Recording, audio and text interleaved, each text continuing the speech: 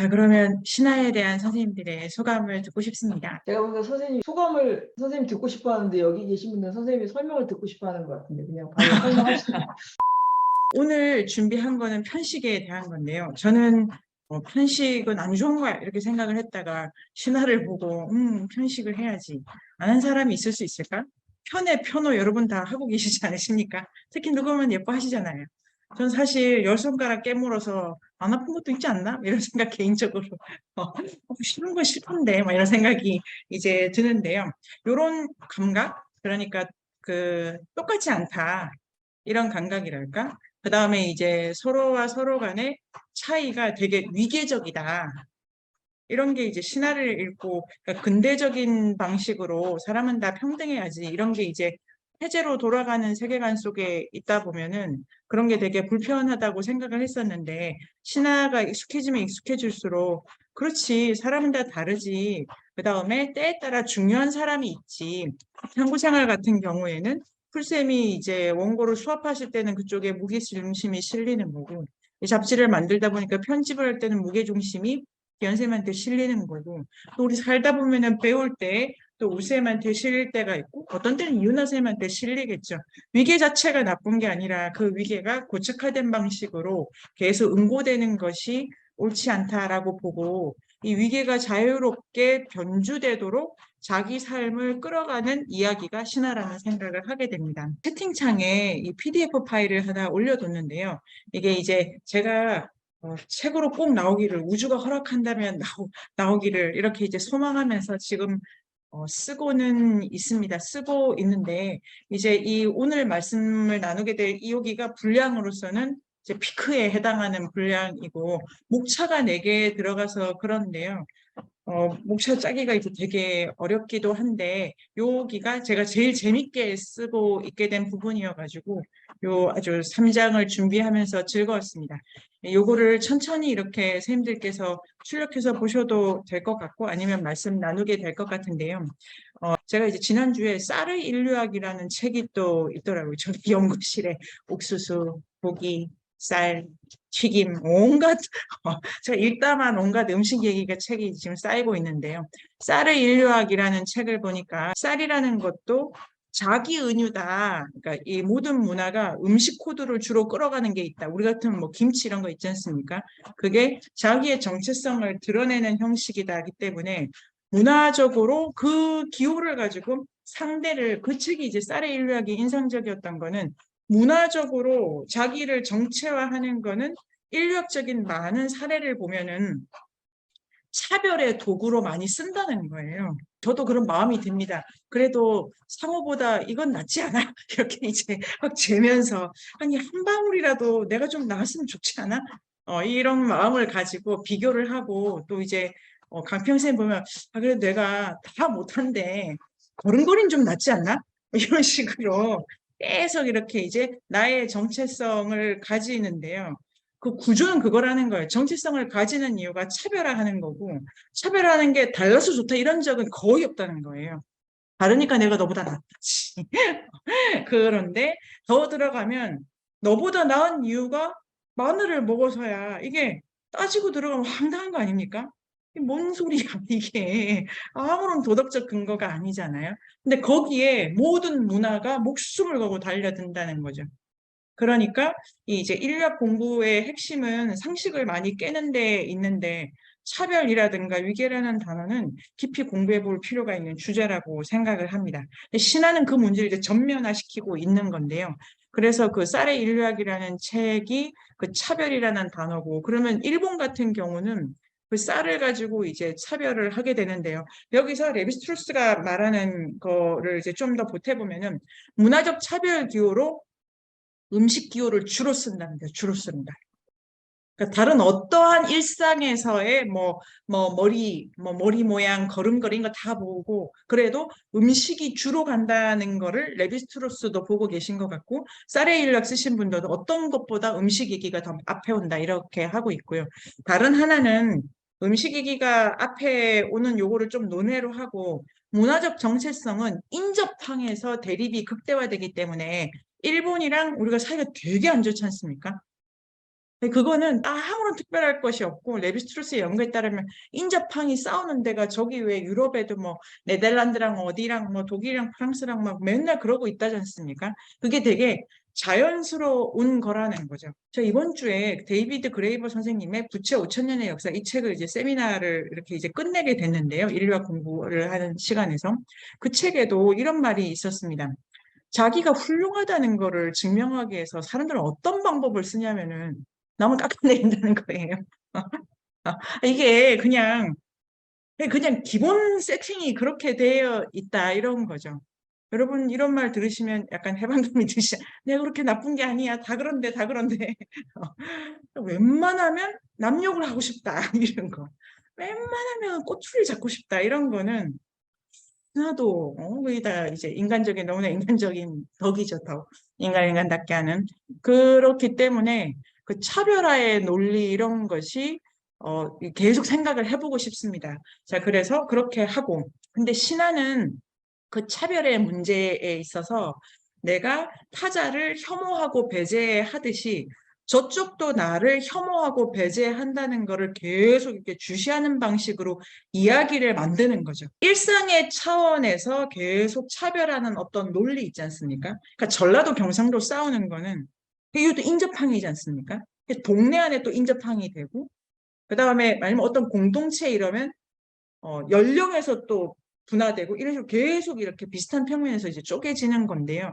일상에서 이렇게 계속 서로 차별화하는 거를 이야기의 수준에서는 걔도 그러고 있어. 그러면 계속 차별만 할 거야. 이렇게 이제 모아주는 거죠. 그래서 이야기의 수준이 차이를 중재하는 영역이다라고 보고 거기는 현실을 재현하는 게 아니라 그 고유의 기호적 논리에 따라서 차이와 차별을 해석한다라는 요게 이제 제가 말씀드리는 기호 요리로서의 신화 이렇게 됐는데요. 그래서 이제 더 들어가 보면 레비스트루스가 소개하는 무문자 사회에 주로 이제 남아메리카 신화입니다. 근데 신화학은 지금 전개가 남아메리카 보로로 쪽 이렇게 시작을 해가지고 브라질 중부 영역을 이렇게 더듬다가 2권 넘어가면 이제 북미로 가고 3권 이렇게 되면 일본 이렇게 이제 바로 갑니다. 처음에 얘기 우리가 나눈 것처럼 신화는 직접적으로 그 사람들이 이렇게 뭐 사건이 있어가지고 경상도 살다 전라도 가면서 이야기를 들고 가죠. 사람이 혼자 안 가지 않습니까? 가방 안에 이야기 넣어 가지 않습니까? 어슐리 르 귄이라는 SF 소설가가 있는데 요 가방 이론 있습니다. 가방 이론. 문학 이론 중에 가방에 이야기 들고 간다 이런 그런 거 이제 있는데요. 사람은 움직일 때 이야기를 들고 다니는데 신화가 너무 공통적인 거는 일단 이동하면서 이야기를 들고 다녔을 거다. 이게 이제 1번인데 레비스트루스는 그런데 직접 이동이 불가능한 영역에서 분석하고 분석하면 비슷한 신화 코드가 발견되니까 인류라면 근원적이다. 이렇게 이제 가는 신화학 전체의 이론은 있습니다. 그런데 이제 그 신화학 1권부터 3권까지 많은 얘기가 나오고 많은 음식이 나오는데 제가 그냥 아주 단순하게 식재료라는 기호 중에 어떤 거를 레비스트로스가 더 많이 보고 있나 이런 것도 생각해보고 이 많은 신화 중에 식재의 관점에서 분류할 수 있다면 어떻게 가능할까 해가지고 처음에 제 사고 속에 1번 그러니까 농경 채식 2번 육식 그 다음에 간식 사람 이렇게 이제 크게 나눴는데요. 요 기본적인 부분을 가지고 이제 처음에 본 덕분인지 신화가 소개하는 여러 가지 식재료 중에 저한테 이제 최종적으로 남은 거는 간식 계열의 꿀, 그 다음에 재배 기원의 옥수수. 만약에 이게 동아시아 이렇게 오거나 아시아 이렇게 오면 쌀일 수도 있을 것 같습니다. 근데 그건 제가 이렇게 이제 신화를 보지 못했고 남미가 원래 옥수수가 제일 먼저 재배된 데라고 하더라고요. 그러니까 옥수수가 이렇게 먼저 들어오고 그 다음에 동물 중에서 육식하면 야생돼지가 들어와 있습니다. 야생돼지가 이제 되게 많이 들어와 있고 그 다음에 많은 먹거리들이 나와서 무슨 창자 요리 이런 것도 되게 많고 물고기 이런 것도 많은데요. 그냥 옥수수를 대표로 채식에 대해서 혹은 풀, 작물 재배, 농경에 대해서 신화가 어떻게 해석하고 있냐 볼 수 있다.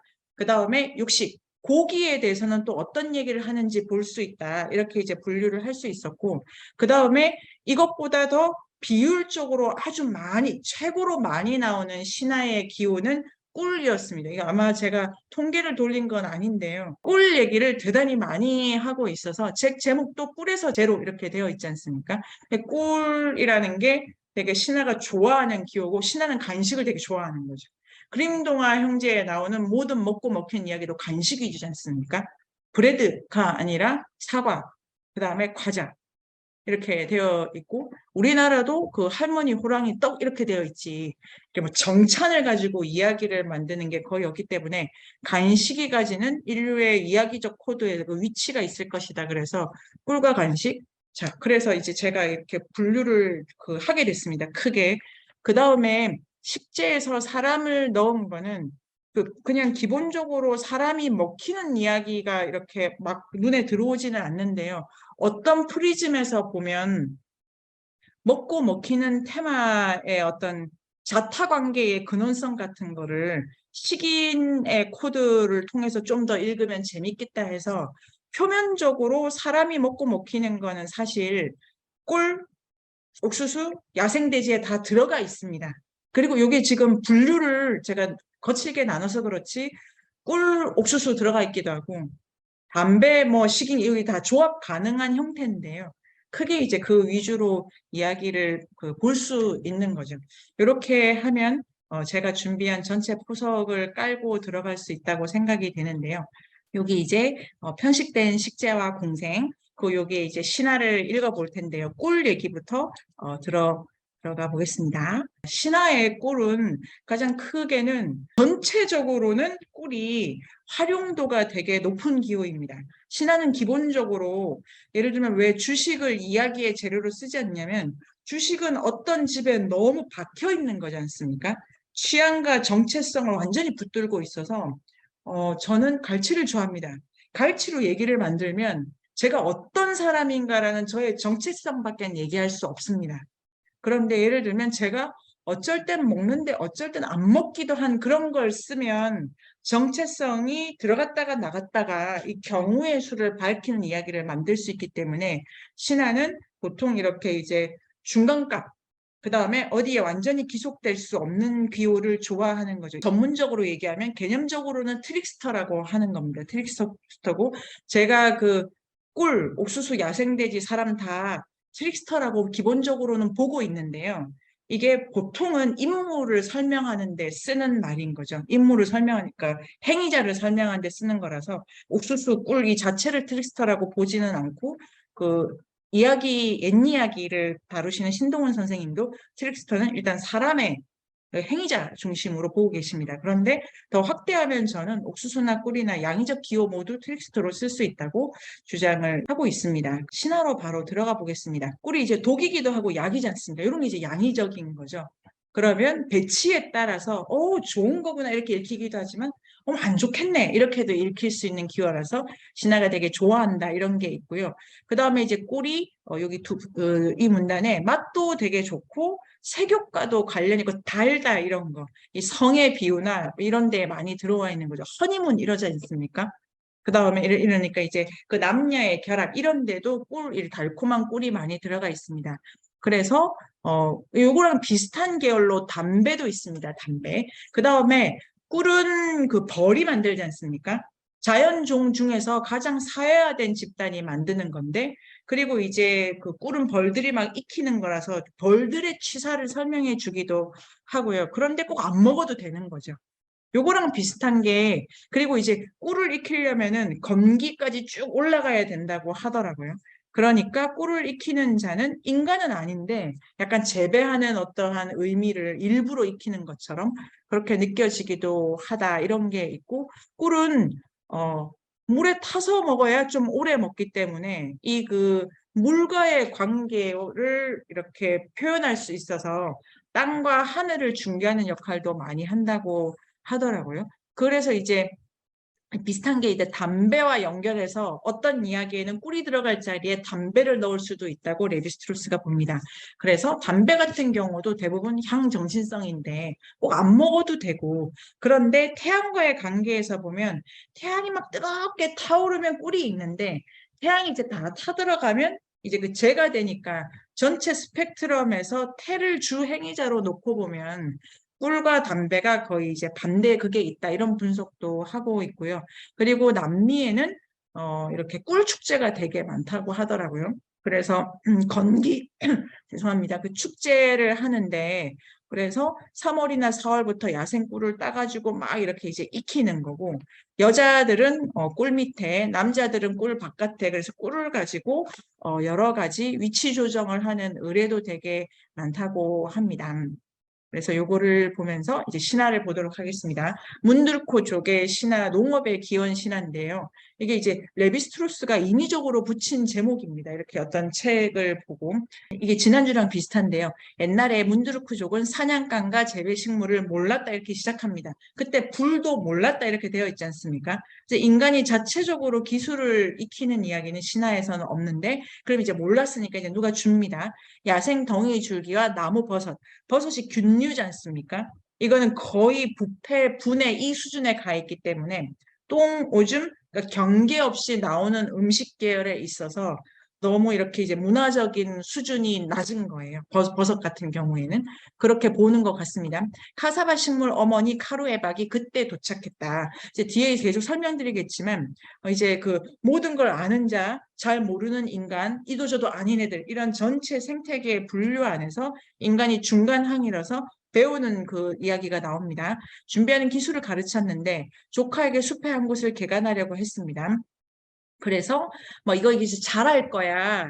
그 다음에 구덩이를 파고 자신이 그 안에 들어갑니다. 마치 이제 그 어머니 이 돼지처럼. 그런데 내가 묻힌 곳을 밟지 마. 그러니까 농경과 관련된 신화는 주의사항이 되게 많이 옵니다. 불과 관련된 신화는 결합을 강조하기 때문에 약간 그 이제 표면적으로는 예의가 중요하다 이런 느낌을 제가 못 받았는데요. 농경과 야생돼지 먹는 이야기는 태도, 그러니까 매너 이게 이제 직접적으로 아주 많이 들어오는 것 같더라고요.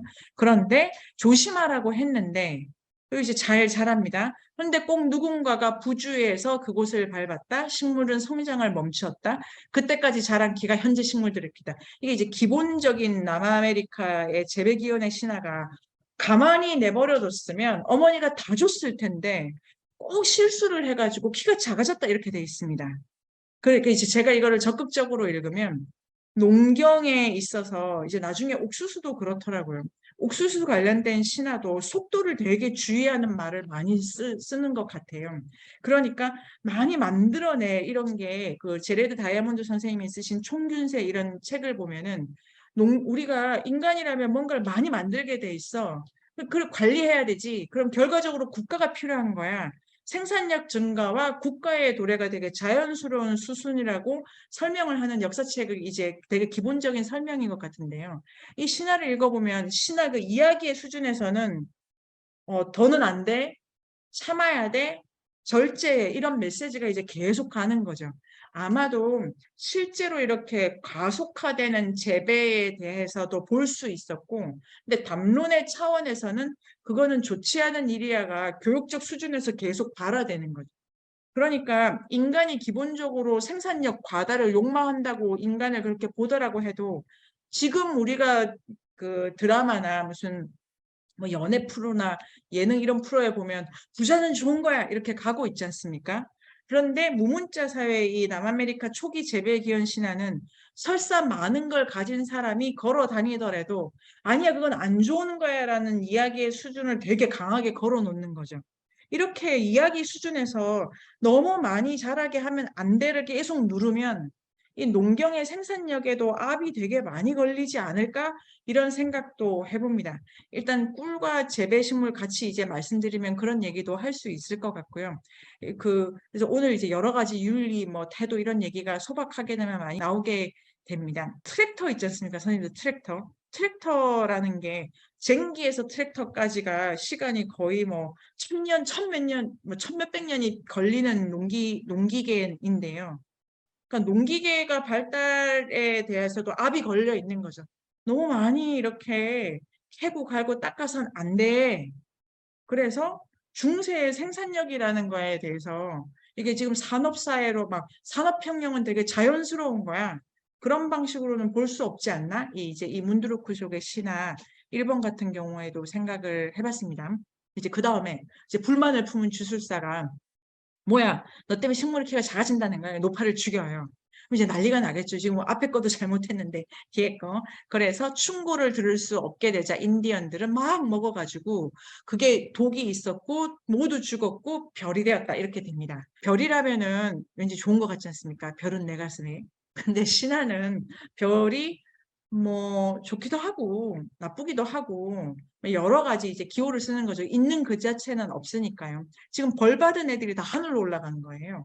그런데 기본적으로 별은 천체와 주기를 상징하는 역할을 하기 때문에 지금 이렇게 되면 벌을 받아서 이 마을은 떠났지만 그런 방식으로 전체 주기를 창출하는 역할을 하는 방식으로 되어 있습니다. 그 다음에 이제 별이 되었고 그 다음에 덜 익은 마니쿠에라를 먹고 익힌 것을 먹은 이어서 익힌 것을 그러니까 날 것과 익힌 것을 순차적으로 먹은 인디언은 꿀파리로 변했다 이렇게 돼 있어서 이 꿀에 관련된 신화가 농경의 신화의 그 의미도 조금 품고 있고 전체적으로 신화가 간식 그 다음에 중재력이 되게 높다 결과적으로 꿀을 나오는 신화는 꿀 얘기가 잔뜩 들어가 있다면 자연과 좋은 삶은 주기를 타는 삶이다. 이거를 메시지를 주는 신화라고 이제 생각을 해보게 됩니다. 여기서 이제 이것도 또 볼까요? 옛날에는 꿀이 없었다. 늑대가 꿀의 주인이다. 이제 불의 주인인 것처럼 꿀의 주인인 것도 상위 포식자가 이제 주인입니다. 주위의 동물들이 아침부터 꿀로 범벅이 된 늑대의 아이들을 봤는데 늑대가 거짓말했어요. 거짓말이 어떤 때는 괜찮고 어떤 때는 나쁜데 일단 거짓말을 해서 동물들이 아니잖아 줘 그랬더니 그 야생 과일 꿀보다 과일이 당도가 덜하지 않습니까?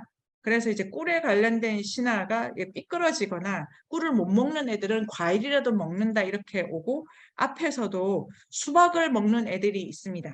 수박은 꿀 수준에는 못 가는 거를 그러니까 이 농경과 재배 그 다음에 꿀이라고 하는 거를 그게 이제 너무 욕망을 극대화시키는 거라서 그런 걸 찾아가는 애들 중에 예의를 잘 지키거나 경우를 잘 보면 꿀을 찾고 그중에 이건 하고 저건 못하면 과일 먹고 이런 식으로 인간이 자연을 대하는 태도에 있어서 등급화를 신화가 하는 것처럼 이제 제가 보게 됐는데요. 동물들이 이제 줘줘 하니까 과일을 줬다. 내가 그거 전부야. 그런데 어느 날 작은 땅거북이 꿀을 탈취하겠다고 선언했다. 그래서 거북이가 나옵니다. 거북이가 전 세계적으로 좋아하는 이야기입니다. 토끼와 거북이. 갑자기 떠오르네요. 토끼. 우리는 왜 토끼를 좋아하는지. 토끼와 거북이. 거북이가 좋아하고 기원 신화에도 거북이가 되게 많은데요. 레비스트루스에 따르면 거북이는 등을 배로 만들 수 있어서 배를 등으로 만들 수, 이 껍질이지 않습니까? 원래 이제 이고 지는데 뒤집으면 그릇이 되잖아요. 그 오목함을 가지고 닫기도 하고 열기도 한다. 그 형태적으로 거북이 양이적이다라고 레비스트루스는 보더라고요. 그러니까 욕심이 많은 늑대가 꿀을 가지고 있다. 지금 편중이 확 일어났지 않습니까? 그러면 신하는 대칭적으로 편중이 없어져야 된다. 이 메시지를 계속 주려고 하기 때문에 이 무게중심을 더러울 자를 골라야 되는데 똑같이 고집센 애가 오는 게 아니라 양의적인 애가 온다는 것을 요 신화를 알 수 있는데요. 그는 배에다가 그의 등껍질을 떼어 붙이고 늑대굴로 쳐들어가서 꿀을 요구했다. 늑대는 부인했다. 거듭 요구했다. 여기서 이제 제가 이번 주에도 본 것 중에 하나가 재배의 기원 신화든 농경의 기원 신화는 농부든 사냥꾼이든 최고 능력을 말하는 능력, 듣는 능력으로 보고 있더라고요. 그것도 이제 되게 인상적인데 거북이는 말하는 거죠. 계속 말하고 있고 그에게 바닥에 누워 입을 벌리게 하고 이제 그 늑대가 그냥 조금 준 거예요. 그래서 늑대가 얘가 이제 빈틈을 보이면 구워야지 이랬는데 거북이가 이제 배 껍질을 배에 붙은 탓에 감각을 잃어서 계속 꿀을 먹다가 늑대만 연기로 괴로워하게 됩니다. 그래서 바가지에 꿀이 비자 거북이 일어나서 이제 꿀을 나누어 주어야 한다고 말했다 이렇게 되는데요. 일단 여기 이 이번을 통해서는 거북이가 되게 양의적 기호로 적극적으로 쓰는데 그게 껍질, 배 이러는 거고 꿀을 먹으면서 거북이가 말빨이 세어진 것을 확인할 수 있습니다. 여러분 느끼시나요? 처음에는 줘줘 이러다가 이제 일어서 가지고 안 돼, 나눠줘 이렇게 말하는 거죠. 그러니까 꿀은 그 자체가 그 하늘과 땅 태양의 힘으로 발효를 해가지고 공동체가 공동 작업을 하게 하기 때문에 이 구심과 욕망을 막 끌어모으는 능력이 뛰어난데요. 그 자체가 꿀 자체가 매개력이 높고 약도 독도 될 수 있기 때문에 꿀을 맛본 자는 능력이 커지는 거예요. 중개력이. 이 거북이를 통해서 확인을 해오면 늑대가 이제 안 들을 거야 하고 도망을 칩니다. 거북의 명령에 따라 동물들은 늑대를 포획했고 거북이는 계속 수준이 높아져서 처음에는 내가 뭐 해볼게 이러다가 이제 명령을 하는 자가 되는 거예요. 이 상위 포식자 그리고 모든 걸 중재하는 수준으로 거북이가 쭉 올라갑니다. 프레야 들쥐가 이 평원의 쥐가 늑대가 숨어있는 숲 둘레에 불을 질렀다. 이게 이제 레비스트로스 어떻게 분석을 하냐면 꿀 전체 이 신화가 꿀이 익는 과정으로 볼 수 있다고 봅니다. 불을 질렀다. 이 그 뜨거움 자체가 건기가 계속 그러니까 대지의 온도가 올라가고 있다. 꿀이 더 익어갈 것이다. 그래서 꿀의 능력이 포화되는 과정으로 이 부분을 읽기도 하고요. 거북인데 늑대가 자고새로 변해 도망칩니다. 늑대가 자고새로 변한 것도 꿀을 너무 많이 탐식해서입니다. 꿀이라는 것 자체가 중개력, 매개력을 높이기 때문에 여기저기를 왔다 갔다 할 수 있어서 거북이는 누구에게나 명령을 할 수 있는 그러니까 토끼에게도 쥐에게도 명령을 할 수 있는 존재가 되고 있고 늑대는 늑대대로 새가 될 수 있고 뱀이 될 수 있는 존재로 그러니까 지금 두 존재의 매개력, 능력치가 이렇게 쭉 올라가는 거죠. 근데 이거를 거북이만 알아봅니다. 아, 새가 늑대다. 당연히 거북이는 이제 통찰지가 생겨서요. 그래서 거북이가 동물들이 새가 날아간 방향으로 이제 가라. 그 다음에 추격이 며칠간 이어진다라고 하고 자고새를 덮칠 때마다 도망을 가는데 거북이가 계속 봅니다. 이 자고새 원래는 늑대, 자고새, 벌로 변합니다. 그러니까 늑대 자체가 계속 변신하는데 꿀의 능력으로 변신하는 걸 벌로 변하는 걸 알 수 있고 벌 사냥을 동물들이 했는데 아무도 잡을 수가 없습니다. 그러니까 아직도 벌의 능력은 늑대에게 집중되어 있는 거죠. 용기를 잃은 동물들에게 거북이 말합니다. 제가 이게 너무 감동적이어가지고 우리는 석 달 동안밖에 걷지를 않았어. 선생님들 어떻게 생각하실지 모르겠는데요. 제가 막 이렇게 공부가 안 될 때마다 3시간밖에 보지를 않았어.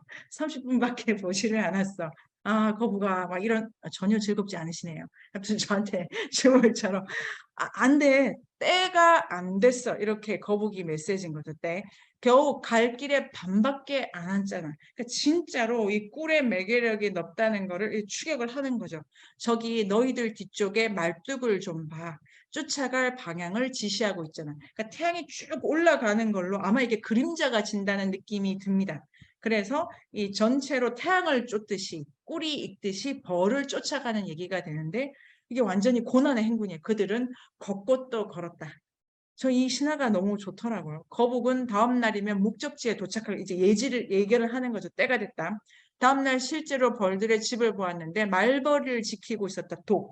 처음에는 늑대에게는 그냥 자식을 먹이는 향기로운 단 것이었는데 너무 지금 이제 그 그러니까 뭐랄까 농축이 되기도 하고 욕심이 너무 돼서 그게 이제 독으로 바뀝니다. 말벌이 지키고 있었다. 그냥 벌이 말벌이 되는 거죠. 새들은 차례대로 접근을 했는데 말벌들은 물을 투하해서 새들을 공격했고 새들은 도치에 떨어져 죽였다. 그런데 딱따구리가 말벌을 피해 꿀을 얻었다. 왜 딱따구리지? 이제 요 딱따구리도 새들 중에서는 매개력이 얻은 수준이 되기 때문에 아마 딱따구리가 들어온 것 같습니다. 또 꿀을 얻었는데 거북이가 이제 우리 꿀을 가졌어. 그런데 얼마 되는 게 아니야. 다 먹지 마. 바닥에 날 거야. 그러니까 앞에 신화도 그렇고 이것도 욕망, 욕망, 그 다음에 이제 건기, 엄청난 생산력 이런 거를 안 돼. 이게 곧 없어질 거야. 이런 메시지가 이제 있는 게 저는 인상적이었고 그래서 각자 집을 짓게 하고 꿀을 딸 수 있는 식물을 꺾고지해서 이렇게 주었다 이렇게 되는데요. 꿀을 지금 거북이가 분배하고 있습니다. 그 다음에 오랜 시간 지난 후 각자 집에 이제 꿀을 키우게 됐죠. 그런데 거북이는 다시 염려합니다. 왜냐하면 너무나 타버릴 듯 뜨거웠기 때문에 지금 완전히 이제 건기에 치달았고 그 다음에 꿀 자체가 도처에서 쭉 많아지기 때문에 많은 새가 그 꿀을 따려고 합니다.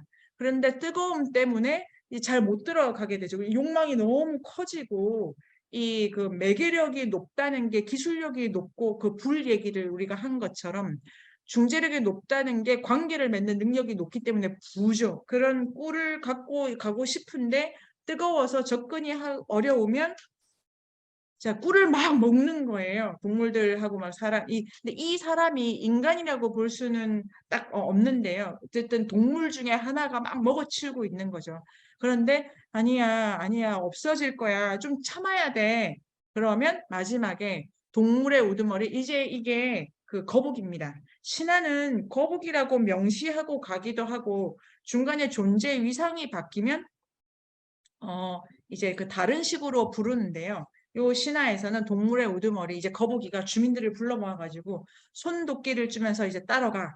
이제 숲은 꿀로, 그러니까 될 때까지 쭉 올라가야 되는데 거북이는 모든 꿀이 있다. 보라꿀입니다. 보라꿀이 아니라 보라꿀.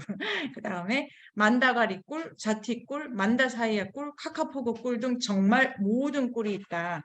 당신들은 꿀을 따라가기만 하면 된다. 그 다음이 이제 그 꿀꿀의 신화 관련해서 가장 제가 이렇게 좋아하는 부분인데요. 꿀이 막 많아진다. 그러면 기다려라, 기다려라, 기다려라. 그러면 이제 어느 정도 되면 나누어라, 나누어라, 나누어라. 근데 이게 n분의 1로 나눠지는 게 아니라 보라, 만다가리, 자티, 만다사야. 종이 달라지게 해라. 이렇게 되는 거고 당신들은 충분히 만다가리를 너는 자티를 각자 원하는 방식으로 꿀을 가져갈 수 있다. 그 다음에 당신들이 가지고 간 바가지나 다른 그릇에 담을 만큼만 꿀을 딴다면 떨어지지 않을 것이다. 계속해서 탐욕을 경고를 하고 있습니다. 그런데 가져올 수 없다면 남겨놔라. 그 다음에 없다면 이동해라. 그래서 그 이래로 사람들은 충분히 꿀을 갖게 됐다. 개가 날 때마다 찾는다. 이 나무에는 이 꿀, 저 나무에는 저 꿀, 다른 나무에는 자티 꿀, 모든 꿀이 있다. 이제 이렇게 그 신화가 전개가 되는데요. 제가 그림 동화를 읽을 때 뭐 이제 처음에 그 그림 동화 옛날 이야기를 도덕적으로 읽고 싶어 권선징악이 아니다. 그 이야기를 되게 주장을 하고 싶어가지고 선악을 넘어간다. 막 이런 얘기를 이제 막 했는데요. 신학을 읽으면서는 너무 도덕교과서고 실제로 이야기는 권선징악적이구나라는 생각을 하게 됐는데 권할선과 징벌해야 될 악이라는 게 조건적이라는 게 가장 중요한 포인트인 것 같고 그럼에도 불구하고 가장 최고의 선은 절제, 욕망을 찾는 데 있다는 게 기본적으로는 식재와 관련된 신화인데요. 요 얘기 어떠신가요? 저는 계속 들으면서 지난번에 저기 우리 두 번째 얘기할 때 계속 이렇게 절제를 시킨다는 그 부분이 저도 되게 재미있었거든요. 근데 이제 그런 게 되게 좀 재밌게 느껴지는 게 지금 우리가 계속 욕망을 과잉하는 시대에서 너무 살고 있다 보니까 근데 너무 반대 얘기를 듣다 보니까 더 좀 이렇게 새롭게 와닿는 것 같아요. 근데 또 오늘은 또 말씀 들으면서 계속 그 절제 얘기가 나오다 보니까 그러면 왜 또 그러면 욕망을 계속 왜 그럼 그걸 더 밀어붙이면 안 되는 거지? 이 생각이 또 동시에 좀 드는 거예요. 네, 절제도 맞아. 그래서 지난주에 맞아, 맞아. 절제해야 그렇구나. 이렇게 절제해야지. 하다가 오늘 또 그 얘기가 계속 나오니까 그러면 왜 또 욕망을 더더더더 내면은 안 되는 거야? 이 생각이 좀 들기도 했어요. 네, 너무 좋네요. 음, 음. 절제, 이게 참아라인데, 이 시다가 말해주는 것처럼, 지난주에도 우리 한 것처럼 다양성을 확보해야 됩니다. 다양성. 욕망은 다양한 삶을 주는 것에서, 내가 애초에 가지고 욕망이 있지 않습니까? 먹어야 돼. 너를 사랑해. 이 쏠리는 이 코나투스, 편애하는 이 힘이 결국은 도달해야 될 때는 다양한. 제가 조양쌤을 너무 사랑하는 이 힘은 어디에 이르러야 되냐면 풀쌤도 사랑할 수 있고 유나쌤도 사랑할 수 있는 데까지 이르러야 된다. 근데 이게 지금 이제 이게 글로 쓰기는 제가 참 안 되더라고요. 이게 글로는 왜 안 될까 이런 생각도 드는데 그거를 이게 너무 복잡한 거예요. 이 설명을 여기서 하면 저기서 또 하고 막 이렇게 지금 되어가지고 정리하기가 되게 어려운 책인 거는 맞는 것 같아요. 근데 이거를 신하는 동물종을 쓰는 거예요. 동물종을. 보라고. 새잖아? 딱따구리도 있고 자구도 있잖아. 그러니까 계속해서 신하는 근데 이게 생물학적인 분류를 하냐 그 습성에서 예를 들면 선생님들 새 중에 물고기 먹는 애 있지 않습니까? 걔들은 수달이랑 같은 계열에 들어갑니다. 근데 새 중에 육식만 하는 애 있지 않습니까? 이거는 곰이랑 같은 계열에 들어가겠죠. 새 중에 시체만 먹는 애 있습니다. 그러면 버섯과 같은 계열에 들어갑니다. 그 삶의 관계적인 다양함이라는 것은 형태와 습속과 관련이 있다는 것을 요 신화에서도 볼 수 있는데요. 그러니까 정말 다채롭게 산다는 것은 인접함이 다양한 거죠. 제가 풀쌤하고도 놀 수 있고 재영쌤하고도 놀 수 있고 또 유나쌤하고도 다른 방식으로. 그럴 때 가장 필요한 태도는 절제라고 지금 이제 말하고 있습니다. 근데 절제가 그럼 뭐냐? 이 참는다 이런 거기보다는 관계와 때를 보는 능력 이렇게 되어 있으니까요. 그럼 때를 관계를 어디서 봐? 책이 있는 건 아니죠. 계속 연구해야 됩니다. 왜냐하면 만물이 각자의 코나투스, 각자의 그 욕망의 치달음으로 어디서 계속 이렇게 이제 부딪혀가기 때문에 정태적 모델이 아닌 한에서 때를 본다 이것도 별도 보고 그 나의 문어 선생님이라는 그 멋진 다큐멘터리가 넷플릭스에서 있는데 그 앞부분에 거기 이제 인디언 다리가 쭉 올라가면서 그 인디언이 막 이렇게 그 사냥을 하려고 막 이렇게 잡는 거. 아, 그다음 우리의 아바타에도 그 나비족이 사냥을 하기 위해서 막 이렇게 보지 않습니까? 때를 본다는 게 이 전체를 읽는 거죠.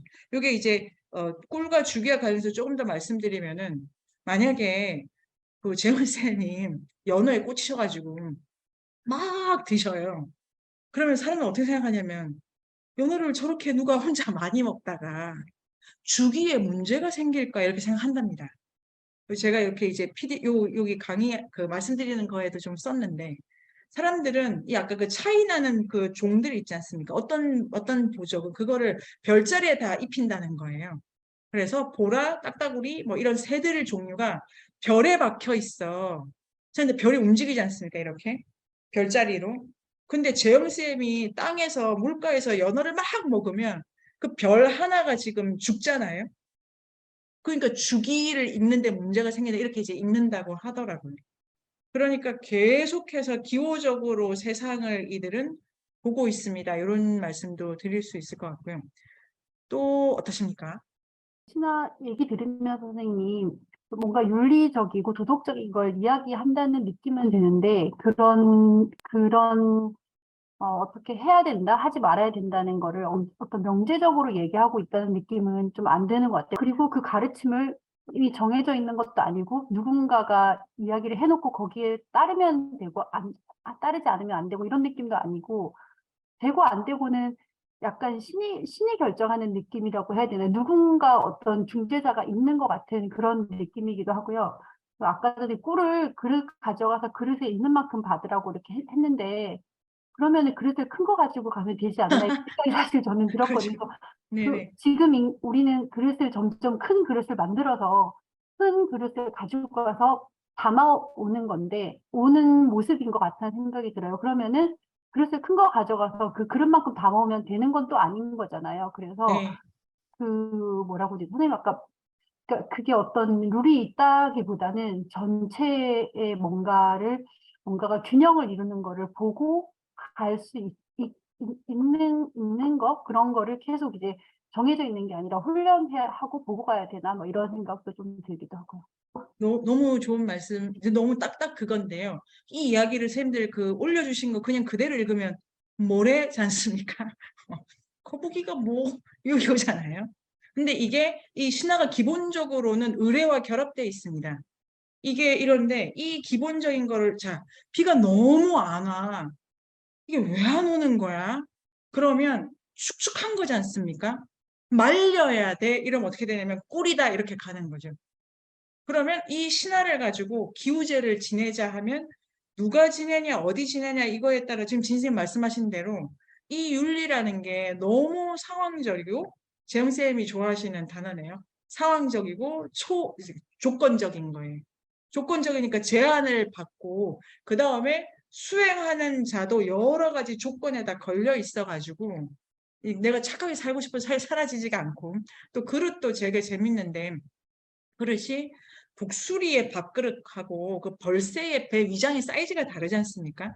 요런 이제 크기 차이일 텐데 옛날에 그 제가 좋아하는 선배가 저한테 너는 너무 간장 종지 같아. 네 그릇을 깨가지고 대야를 만들어줄게. 그래서 그래 난 너무 자가 간이 작고 뭐 작고. 근데 이 신화를 보다 갑자기 그 선배가 아니 간장이 뭐 어때? 간장은 간장의 일이 있는 거지. 간장 종지가 왜 세숫대야가 되는 거야? 모두 다 독수리처럼 살아야 된다는 거야? 아니지 않습니까? 그러니까 이제 그 신화 전체를 보면 다 다르다. 그러니까 자기 필요라는 단어도 이바뉴이치가 산업사회의 단어다 이렇게 말해서 비판하긴 하지만 우리가 이제 그 단어를 더 적극적으로 쓰면 나의 필요를 내가 결정할 수 있으면 되지 않습니까? 조건과 상황적으로. 근데 신화는 이제 그거를 전체적 맥락에서 보기를 되게 이렇게 요구해가지고 이런 게 이게 재미있는 거죠. 옥수수까지는 가볼까요? 옥수수까지. 옥수수까지는 가보도록 하겠습니다. 신석기 혁명, 인류 최고의 혁명은 신석기 혁명이다. 그 책도 그런 입장을 가지고 있고 보통 문명사는 신석기 혁명을 최고로 치는데 유발 하라리를 비롯해서 최근에는 농경의 배신이라고 신석기 혁명 때문에 전염병, 신석기 혁명 때문에 국가 이거 다 들어온 거다. 라고 해서 다시 평가해야 된다는 입장도 되게 많고 제임스 시스코 선생님처럼 조미야 이런 책도 있는 거죠. 거기에 반대하는 움직임이 수가 적으면 없는 거냐고. 면면이 이어졌다. 절대적으로 농경을 가져갈 필요가 없다. 이런 거는 이제 우리도 그런 생각을 해도 좋지 않나 생각을 해보는데요. 그거랑 함께해서 제레드 아이먼스 선생님 책이 이제 제가 가장 인상적인 게 인류가 그 막 8,500년 전에 정말 많은 거를 다 해놨다.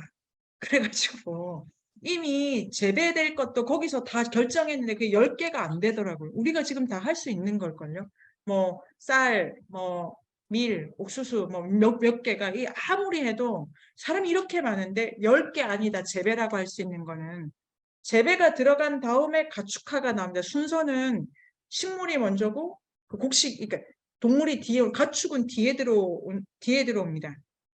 이게 이제 제르다 아이먼스 선생님 책의 중요한 거고 말의 위치가 좀 애매한 뭐 여러 가지가 재미가 있더라고요. 그 문명화 과정에서 동식물의 위치. 여러분 욕 중에 개 들어간 욕이 왜 이렇게 많을까요? 그래서 제가 어제 애들이 엄마 이게 왜 개새끼가 왜 여기 그래서 좋은 질문이다. 그러면서 다 자고 없더라고요.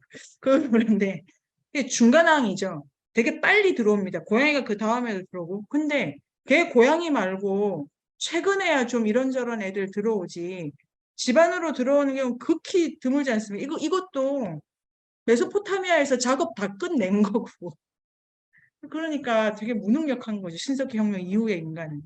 동물화되는 것 중에 일단 동물을 부리기도 하고 먹기도 해야 되는데 아니 깐난쟁이 데리고 언제 부리고 언제 먹습니까? 그런데 힘 좋은 애들은 생육기간이 너무 길잖아요. 곰이 제일 좋지. 부리기도 좋고 먹기도 좋은데 근데 8년 걸리면 뭐 하는 거예요? 안 되지 않습니까? 그런 다음에 그 8년 동안 애가 좀 말을 잘 들어야 되는데 그 책에 신경질적이다 이렇게 돼 있나요? 하여튼 성정이 신경질적인 애는 다 못 들어요. 능력도 좋고 고기도 좋은데 그래서 이게 국민이 된다는 게 신경질을 내면 좀 그래도 좀 벗어날 수가 있구나. 신경질쟁이를 옹호하자 이런 생각도 할 수 있고 주위에 신경질 많이 부리는 사람이 있으면 예뻐해줘야지 이런 생각도 드는데요. 근데 웬만한 유순한 애들이 이제 되게 빨리 들어온 거예요.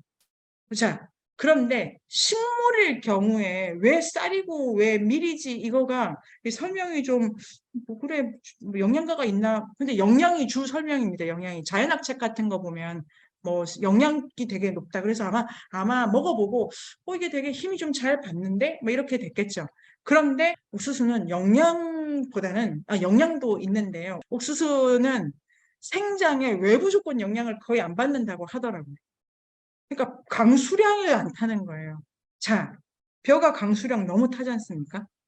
그러니까 벼 들어가면 국가가 되게 빨리 들어오지 않았을까요? 조미야라는 책을 보면 그런 되게 벼 농사를 지어야 되는 데가 되게 중앙 집중식이고 그 다음에 벼 농사가 농촌 공동체가 되게 보수화되어 있고 계층화되어 있고 관료화되어 있고 그렇게 그 책은 분석하더라고요.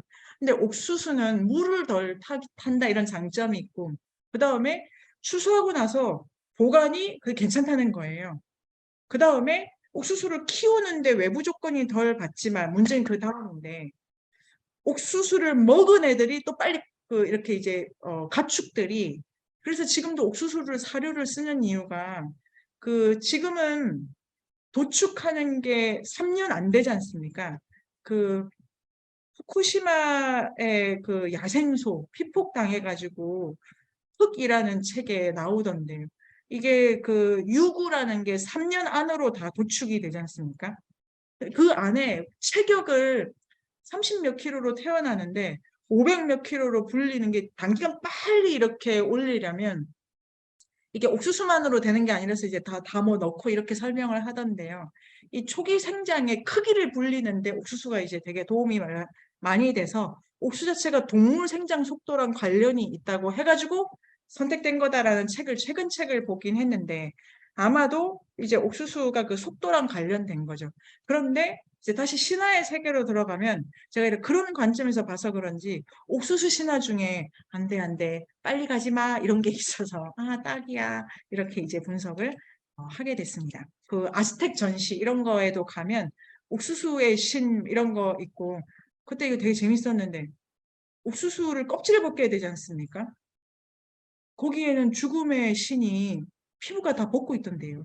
그러니까 죽음의 신이고 생명의 신이고 사자들의 신이 이 안에 그 인체의 신비전에서 보듯이 피부 없는 형태로 되어 있더라고요. 이게 뭔 일이야? 옥수수가 그러니까. 그러니까 옥수수가 상징하는 게 먹거리가 아니고 생명력 자체, 이제 기호 수준에서는 삶 수준 뭐 이런 거 이제 다 포함해 가지고 간다고 볼 수가 있는데요. 그 얘기를 말씀을 드렸습니다.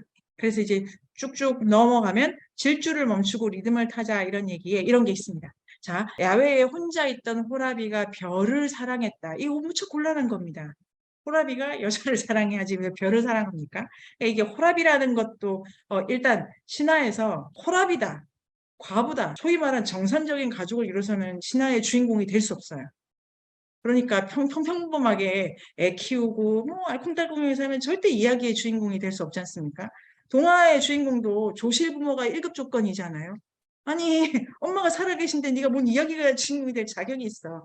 아니 그냥 이야기의 주인공이 되는 걸 원한다면 빨리 집을 나가라. 막 그게 이제 동화죠, 그림 동화. 근데 신화도 호라비 정도 돼야 그다음에 신화는 갔다 오는 걸 권하고 있습니다. 갔다 오는 걸.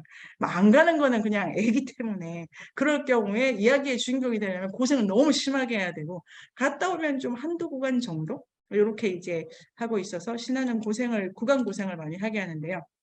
자, 야외에 혼자 있습니다.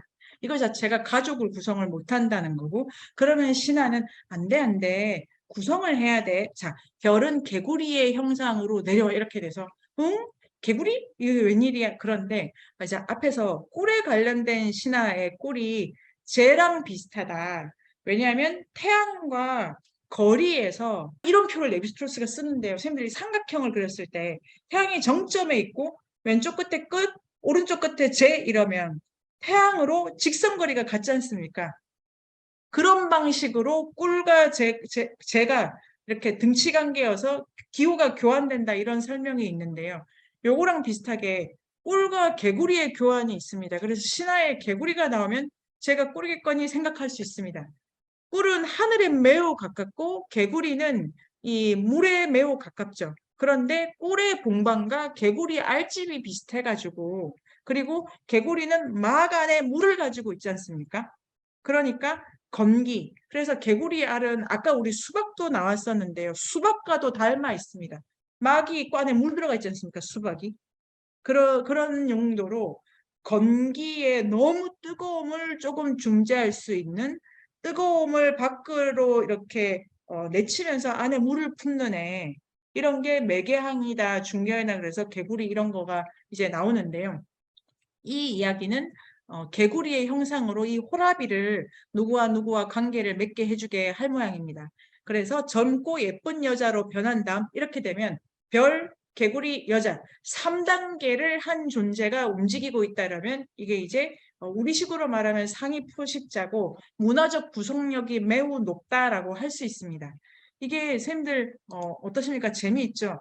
만약에 뭐 이런 게 우리 문화에선 정신분열자 아닙니까? 일관성 없이 이랬다 저랬다 하고 별이 됐다가 그러니까 웃었다가 하고 낮에는 멀쩡하더니 밤에는 싸우고 이러면 아니 사람이 정신줄 꼭 잡아 이거. 근데 이 신화는 관계를 그러니까 다종다기한 관계를 중재하는 능력을 최고의 인간성으로 보기 때문에 정신분열을 기본적으로 안 하면 사람일 수가 없어요. 이 지난주에 똑같은데 자기 자리에 가만히 있는 거 있지 않습니까? 난 나야. 이건 편집증이고 그게 이제 계모 아닙니까? 백설공주 엄마. 예뻐 거울 보고 있잖아요. 자기가 자기만 계속 보면 그거는 신하는 좋아하지 않고 정신분열 쪽을 그러니까 더 많은 걸로 분기하는 그 조건의 자기 이성을 아주 중요하게 생각을 하는 것 같아서 지금 이 정도 되면 너무 많이 하는 겁니다. 표범 수준이라고 생각이 됩니다. 결혼을 했다. 이제 호라비가 결혼을 했고 엄청난 수준의 여자와 만났기 때문에 호라비는 아마 잘 살게 되겠죠. 당시 사람들은 농업을 몰랐다. 야채가 아니라 썩은 나무 고기와 같이 먹었는데 그러니까 이게 되게 요리법인데요. 배열 관계를 볼 수 있어야 되는데 못했다. 별이 고구마와 인얌을 가져와 먹는 법을 가르쳐 준다. 더 갑니다. 남자는 아내를 호리병박에 감추었어요. 막내 동생이 그녀를 찾아내어 공공연히 같이 살았다. 신화는 이게 이제 1차적으로는 사회가 일부 다처다 혹은 일처다부다 이렇게 되어 있습니다. 그렇기 때문에 이렇게 나온다. 이거는 재현적 관점이라서 그런 게 1차적으로 그 가능하고 근데 기호적으로 보면 아까 이 개구리 여인이 별 개구리 사람 이렇게 됐지 않습니까? 그러니까 요 정도 조건의 중재 능력이 있으면 주위에 A 남자, B 남자, C 남자 이렇게 가도 하등 이상할 것이 없는 조건의 배치가 있습니다. 이 여자가 만약에 이 호라비밖에 몰라서 정절을 지킨다 이렇게 되면 얘기가 지금 다시 조금 이렇게 또 다르게 갈 수 있지 않을까? 이런 생각을 해봅니다. 그래서 뭐 한 남편을 지키는 게 좋아. 아니야. 이런 거는 조건에서 그 이야기가 어떤 메시지를 주는가가 결정하는 거지 선제적으로 작동하는 거는 아닙니다. 자, 이 별이 시어머니와 모욕을 하던 중 이번에는 쥐로 변합니다. 그러니까 자 위에 별, 개구리, 여자 됐는데 쥐 이래서 이제 그 영역이 좀 달라지는데 시어머니가 옥수수 이삭이 달린 큰 나무를 알아챌 때까지 그녀를 괴롭히다. 너무 재밌죠. 시어머니는 못 듣고 모릅니다. 무지한 거예요. 그런데 무지하면 어떻게 된다? 괴롭다. 그래서 신하의 농부의 능력은 지금 어떤 때다와 이 옥수수 강냉이의 그 목소리를 들을 수 있어야 되는데 그게 안 들릴 때까지 이제 안 들리니까 계속 이렇게 이제 괴롭힌 거죠. 이 별이 그러니까 별이 이제 천체에 있었고 주기를 상징한다라고 하면 주기가 중재력이니까 이제 옥수수를 알려주고 썩은 나무 대신에 먹을 게 있다. 그녀는 옥수수 이삭을 닦고 그 다음에 케이크 만드는 법을 알려줬다. 그러니까 조리법을 알려줄 정도면 재료만 주는 게 아니라 그러니까 요 옥수수 기원 신화는 지금 우리가 본 것 중에는 정말로 수준이 높은 건데요. 그릇만 만들어도 이야기 안에서는 대단히 이렇게 문화적으로 그릇을 만든다는 거는 물을 끓일 수도 있는 거 아닙니까? 그러니까 구울 수도 있고 끓일 수도 있고 익힘의 두 단계를 쓴다는 게 그 이야기가 그러니까 중재를 되게 잘한다는 수준의 과시인데 지금 케이크를 만든다? 아까 조리법 이러면 그냥 표범이 불 하나 준 것보다 지금 이 이야기를 쓰는 사람들은 자기 스스로 자부심이 되게 있었을 것이다. 레비스트로스가 이렇게 말을 하고 있는데 알려줬는데 마을 사람들이 이제 너무 기뻐해서 이게 문제죠. 나무를 찍고 또 찍었다. 계속 이렇게 기다리지 못하고 막 찍으니까 근데 쉴 때마다 찍힌 홈이 메워졌어요. 이 생명력이 되게 좋은 걸. 아직까지는 이 그 사리그 별, 개구리, 여인 요 존재가 이 마을에 있으니까 생명력이 계속 고양되는데 두 청년이 그러니까 이 쌍둥이 태화가 여기 들어가 있는데요. 이거는 다음 주에 더 해보도록 하겠습니다. 두 청년이 더 좋은 도끼를 찾으러 갔어요. 지금 이 절제가 안 되는 거죠. 더 많이 더 빨리 이렇게 되면 사람들은 먹지마 했는데 먹어서 중간에 먹으면 다 먹자마자 등이 굽은 노인으로 변했다. 지난주에 불의 기원 신화도 단명 들어가 있지 않습니까? 기술을 너무 많이 쓰면 확 이렇게 이제 속도가 빨라져 가지고 끝이 나는데 기술 너무 많이 써서 시간이 확 가서 노인으로 변했고 사람들은 계속 그런데 별은 벌목하는 법과 농장 만드는 법을 알려주었는데 하늘로 올라갔다. 누구를 벌하는 건 없지만 이 마을에 더 머물지 않기 때문에 이 별이 떠나간 이후에는 이전처럼 생장을 이제 가져갈 수는 없다. 그래서 이 신화, 옥수수 신화도 이렇게 절제와 인사를 중요하게 생각하고요. 요거 또 보도록 하겠습니다. 옛날에 재배 식물이 없어서 인간들은 도기용 흙을 먹고 살았다. 재밌죠? 구웠지 않습니까? 그러니까 불은 있는 거예요. 레비스트루스의 신학이 레비스트루스가 순서는 그렇게 중요하지 않은데 선생님들 어떻게 되냐면요. 예를 들면 잃어버린 시간을 찾아서 같은 경우에 사람들이 그 책이 너무 복잡하지 않습니까? 그 이야기가 너무 많은 소설책 같은 경우에 대부분의 사람들 들레즈도 그렇게 제 주소들어 들레즈가 누군지 그런 분도 말씀하시면 어디서나 읽어도 된다. 레비스트루스는 어디서나 읽어도 된다. 시작은 하면 되는데 그 다음은 순서대로 따라가야 된다. 이렇게. 네. 그러니까 복잡한 이야기가 많은 책을 네가 30페이지 시작해도 31, 32, 33 이렇게 가라고 말하는 책이 신화학인데요. 에피소드가 많은 소설책을 어디나 들어가도 지금 이게 독법이 다르다라는 것 자체가 이 세계관 느낌이 드시죠? 되게 진행형이고 어떤 담아져 있고 만약에 어떤 소설을 장면이 10개인데 아무 데서나 출발해서 아무 데서나 편집해서 읽어 이렇게 되면 이야기의 의미를 계열화시킬 수 있는 순서가 되게 많지 않습니까? 그러니까 우리가 10개의 N승을 쓸 수 있잖아요. 레비스토스는 그렇게 보진 않는 거예요. 어디서 출발해도 이야기는 하나로 돌아온다고. 3에서 시작해도 메시지는 하나고 5에서 시작해도 메시지는 하나고 출발은 어디서나 관계없는데 하나다. 그게 뭐냐면 대칭적이다. 기본 레시피 하나다. 그러니까 그런 것도 잘 보면 독법에서 레비스트로스가 말하고 있는 어떤 세계관, 그러니까 인류는 동등한 거죠. 풀쌤이 하는 어떤 이야기도 기본적으로 거기서 나오고 저도 거기서 나오고 그런데 프루스트의 소설처럼 누구나 마음대로 아무렇게나 많이 이렇게 되면 잘 따지면 공통함 하나도 없는 세계가 떠오르게 됩니다. 차별 없이 다른 것만 바라보는 세계. 그런데 여기는 동등하지만 같은 것을 바라보는 세계. 독법에서는 그런 얘기도 할 수 있을 것 같고요. 다시 돌아가면 자, 도기용 흙을 먹고 살았다. 아니 구워서 그릇을 해야 될 걸 불 가지고 굽기는 쓸 줄 모르잖아요. 여기는 다시 불을 가지고 하는 암탉이 하는 것처럼 구워서 삼켰다. 이가 없었다 이렇게 됩니다. 이제 마지막 시간에 할 텐데요. 신화의 식사 예절의 최고는 씹는 소리를 잘 내는 겁니다. 일단 밥 먹을 때 소리를 크게 낼수록 훌륭한 사람이다. 근데 흘린 건 안 돼. 흘리는 거예요. 근데 두 개가 잘하기가 어렵지 않습니까? 그런데 씹는 소리가 의미하는 바는 고기입니다. 고기. 고기 씹는 소리를 낼 수 있다. 이런 때 그 집이 부자인 거예요. 고기를 씹는다, 고기를 구웠다, 고기를 삶다, 고기를 익힌다. 씹는 소리를 낼 수 있다는 거는 그릇도 있고 불판도 있고 불도 있고 가마도 있고. 그런데 씹는 소리를 못 내. 그러면 이거 뭘 먹는지 어떻게 되는 건지 확실하지 않아서 이도저도 아니다. 이렇게 돼서 질질 흘린다. 이거는 받지 못하지 않습니까? 그릇 기능이 없다. 이렇게 돼서 식사 매너를 결정하는 이유는 다 다르게 오는데요. 그런데 핵심은 관계를 말해준다. 이렇게 볼 수 있을 것 같습니다. 흙은 있는데 쓸 줄 몰랐다. 남자인 달이 은밀히 월경 중인 소녀를 찾아가. 달은 남자가 되기도 하고 여자가 되기도 합니다.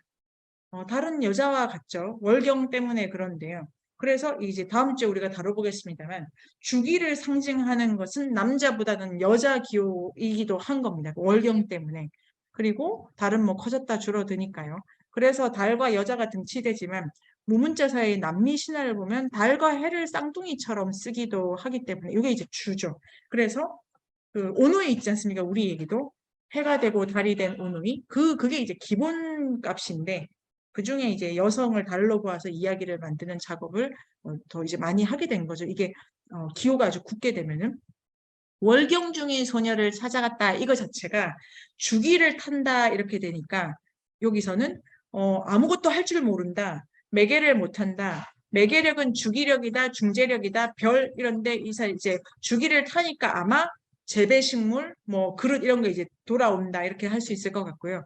인간에게 재배식물을 주었고 씹는 법도 가르쳤다. 아까 불 있었으니까. 그런데 재밌습니다. 달은 이게 대단해. 물고기에게 이게 그러니까 시험관하기. 그래서 그 레비스트로스가 웃으면서 아니 다 있다고 신화를 따지면 시험관하기도 있고 뭐 AI도 있고 다 있다고. AI 있지 않습니까? 나 대신 남이 생각하는 것도 있고. 그런데 물고기에게 인간 아내를 잉태하게 했다. 아내는 해, 금성, 지하 세계의 해, 밤의 해. 별이 되게 많네요. 그런 애 낳았다. 그런데 이게 이제 위치에 따라 가지고 애가 이렇게 같이 태어났는데 너무 뜨거운 애는 땅이랑 좀 멀리 보내야 되겠죠. 다 태우니까. 덜 뜨거운 애는 또 어디 가야 되고 이런 걸 막 이렇게 이제 위치 조정을 들어갑니다. 덕분에 근데 이제 너무 뜨거운 애가 하나 있어요. 애를 낳다 죽었대요. 장모가 너 때문에 딸이 죽었어. 그래서 달은 죽었네요. 그러면 아내는 이제 먹는 일밖에 안 남았네요. 이렇게 됩니다. 그러니까 애도고 뭐 이런 거를 잘 보면 신화는 주체를 전혀 다르게 가져가지 않습니까?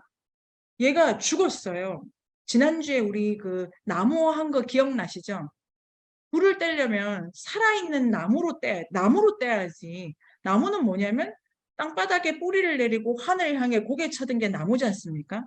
그런데 번개 맞아서 쓰러진 애는 땅바닥에 뿌리를 내리고 있지 않기 때문에 나무가 아닌 거죠. 그래서 이미 배인 걸로는 불을 떼지 않는다 이런 집단의 이야기가 있었습니다. 그러니까 형태적인 거죠. 그런데 내가 사랑하고 아내를 낳을 수 있게 했던 그 사람이 이제 껍데기만 남았다. 그럼 아내가 아니니까 내가 그 몸 갖고 뭘 하겠어. 먹어야지. 그러니까 되게 형태적으로 이 세계를 이해하고 있는 거죠. 이런 거를 어, 진짜로 블레이즈 가타리가 쓴 천해고원의 되기 이런 개념 있지 않습니까? 동물되기, 여성되기 이런 많은 개념이 있는데 이런 부분 그 개념하고 같이 해가지고 생각해 보면 너무 재밌을까? 지금 이제 하여튼 둘 다 모르는 수준에서 뭔가 이런 거를 지어내보고 싶은 생각이 듭니다. 그래서 아내를 먹을 거다. 그런데 이제 뭐 먹다가 또 부활을 시켰어요. 그런데 그녀가 살기 싫대. 왔다 갔다 합니다, 이분도. 그래서 영혼은 저승으로 가기로 했다. 몸은 땅에 두고 달은 얼굴을 붉게 칠하고 시체를 먹다. 이것도 진짜 대단한 신화인데요. 문화적 수준에 있어서는 상상상에 해당하는 건데 장례를 치르고 있지 않습니까? 그러니까 이제 먹은 것과 이게 죽음과도 관계를 맺을 수 있기 때문에 이 이야기는 문화의 기원에 대해서 이야기할 수 있다. 최초의 장례를 치렀고 그다음에 다른 아내를 이제 아내가 없으니까 가족을 못 이룬 거고 시체를 먹는 자가 됐으니까 마을에 있을 수 없고 그래서 마을을 떠나기로 했다. 아들 중에 지하에 있는 애는 화전을 방해하도록 비를 관장했고 또 어떤 거는 올라갔다. 그런데 너무 뜨거운 애는 가장 높이 걸었다. 그리고 이제 달이 그 다음에 강에다 덫을 놓아 시체를 걸렀다. 그러니까 이제 어로 작업도 하는 거예요. 남해에 죽방멸치 있지 않습니까? 그게 제가 책을 읽다 발견했는데 죽방으로 뭘 잡는 거가 남아있는 게 많이 없다고 하더라고요. 선생님들 남해 가시면 꼭 사진 한 장 부탁드립니다. 죽방멸치. 그래서 그런데 이제 그런 거 하는 거예요. 강에다가 덫을 놔가지고 시체를 걸렀다. 그러니까 이제 죽음 강 이런 것도 이제 하는 달이 된 거죠. 원래 달의 성질도 있지만 결혼 그다음에 잉태 이런 걸로 이 달도 매개력이 높아지고 있습니다. 두꺼비가 시체를 감세하여 막 소리 지르면 다른 몽둥이로 시체를 주어 사지를 잘라 불에 구워 먹었다.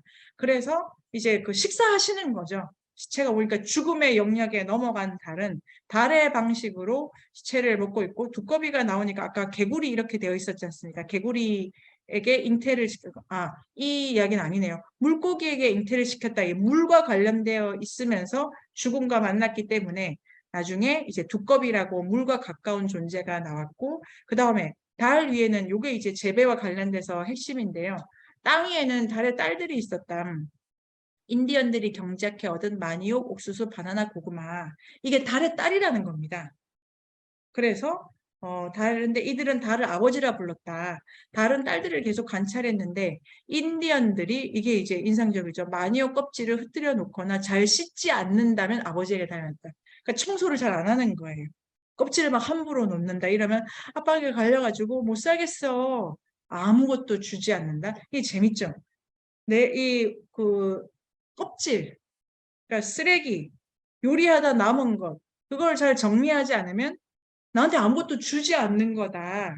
이렇게 하고, 그래서 오직 인디언들이 함부로 먹지 않고 껍질을 한 장소에 모아두며 함부로 밟지 않을 때에만 딸은 만족했다. 아까도 왜 밟지 마라 있지 않습니까?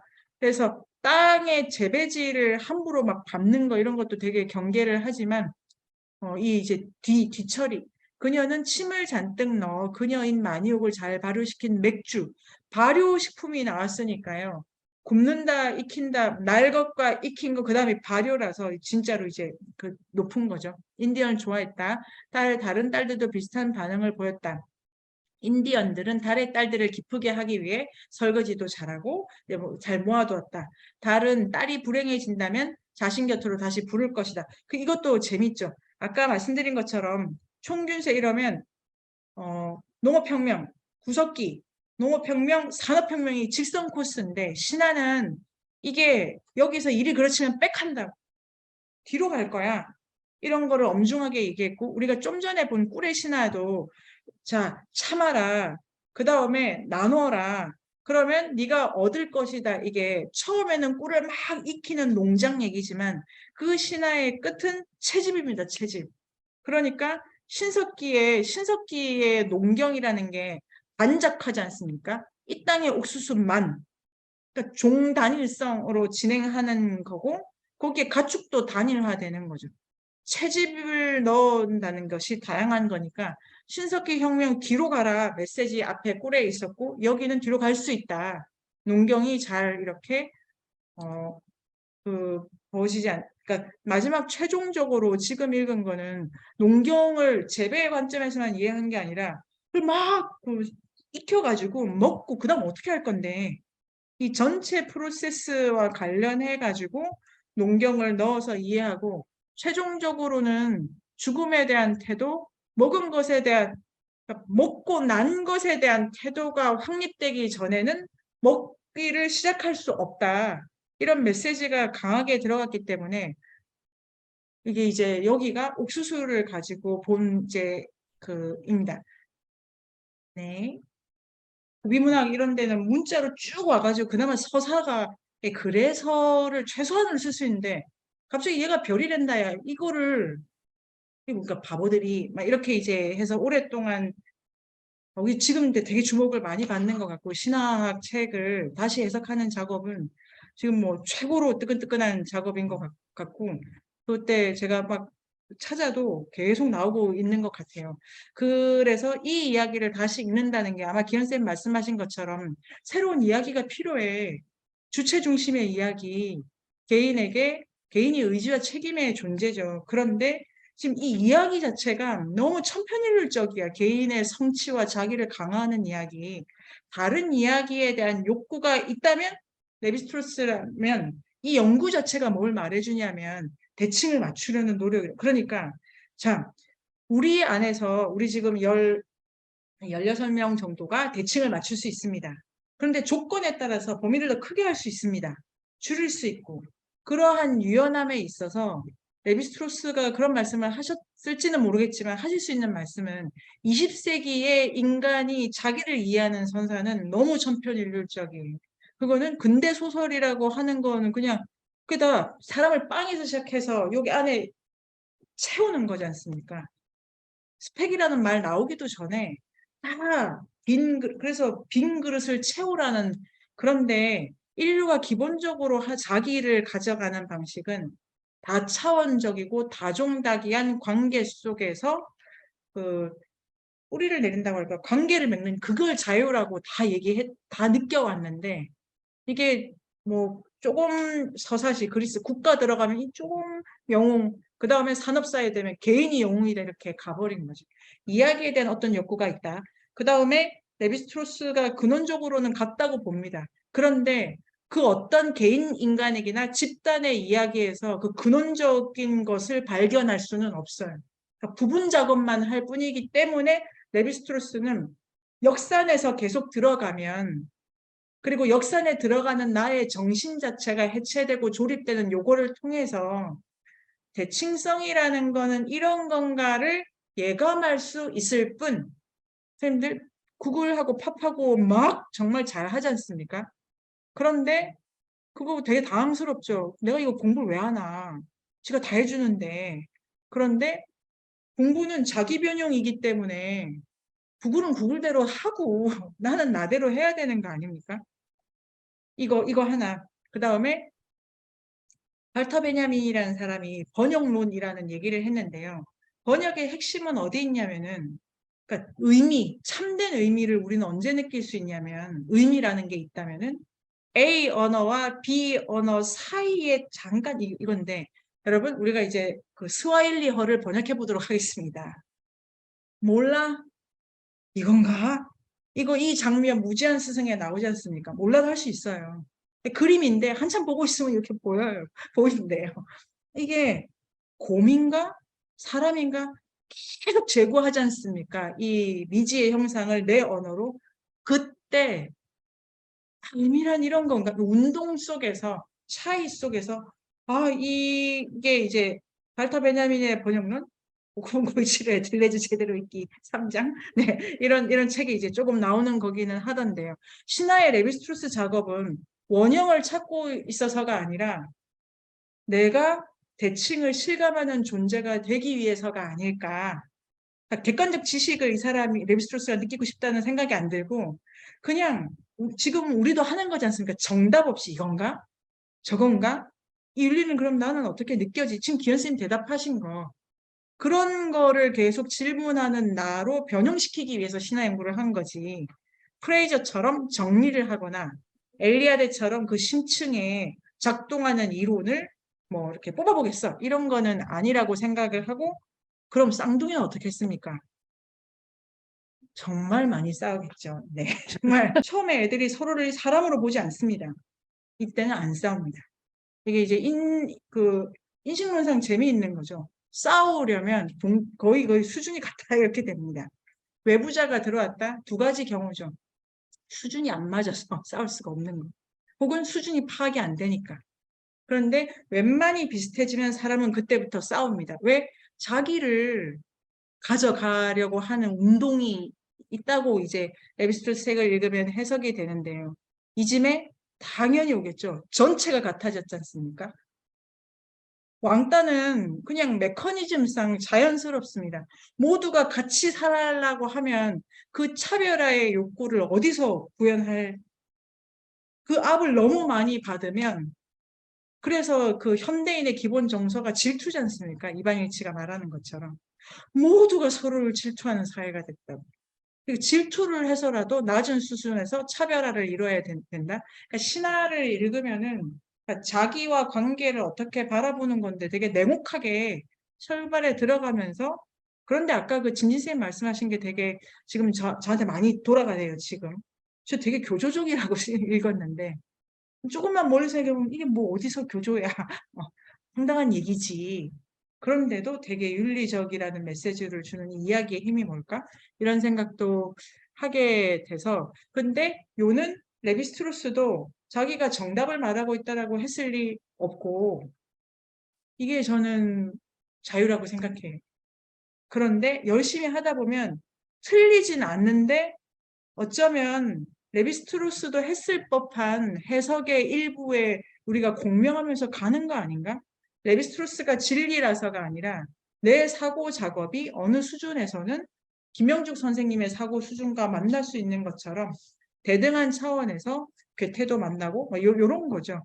그래서 이 사고 훈련 속에서만 동등해지는 거지 선제적으로 뭐가 있는 건 아니라는 거를 신화를 통해서 할 수 있을 것 같습니다.